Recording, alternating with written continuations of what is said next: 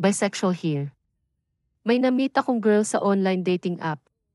Last 2 months, nagkita kami sa kondo niya. Siyempre di ko maiwasan magmasid-masid. Kumpleto siya ng gamit as in parang pang YouTube yung unit niya. Sabi niya mag-isa lang siya nakatira doon. Well, mukhang o naman kasi pictures lang niya yung nakita kong nakadisplay. I asked her kung anong work niya, sabi niya online selling. Nung tinanong ko, anong tinda niya, sabi lang niya kung ano-ano daw, then she changed the topic. May nangyari sa amin that night. Tinanong ko siya kung ano kami, kasi almost every other day may nagaganap sa amin eh. Sabi niya, wag daw kami magmadali kasi di pa daw niya nilalabas ang toyo niya.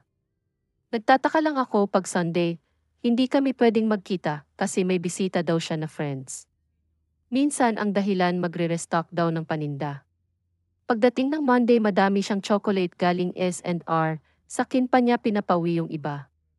Lagi niya din ako nililibre pag lalabas kami. Ang dami-dami niyang pera sa wallet as in.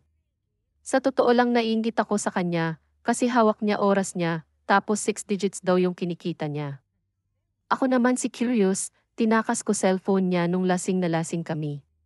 Mga screenshot ng bank transfer lang nakita ko na text, ang name is Chu. May tig 20k, 30k, basta mga ganun. Dahil tanga ako, sabi ko sa kanya, sino si Chu? Dun kami nag-away ng malala, pakialamera daw ako. Hanggang napaamin ko siya sa ginagawa niya. May nag-aalaga daw sa kanya na Chinese.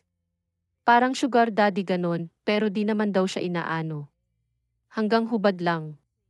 Gusto ko sana maniwala, kasi nagpakita pa siya ng vids niya na naghuhubad, mga ganun lang daw sinisend niya, tsaka hawak-hawak lang pag pinupuntahan siya pag linggo.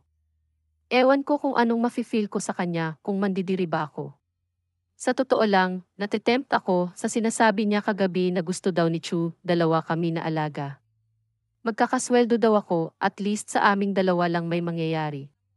Either manonood lang in person or ipapadala. Actually napapagod na kasi ako mag-work talaga, ang hirap bumiyahe. First time ko din magkakaroon ng sugar daddy.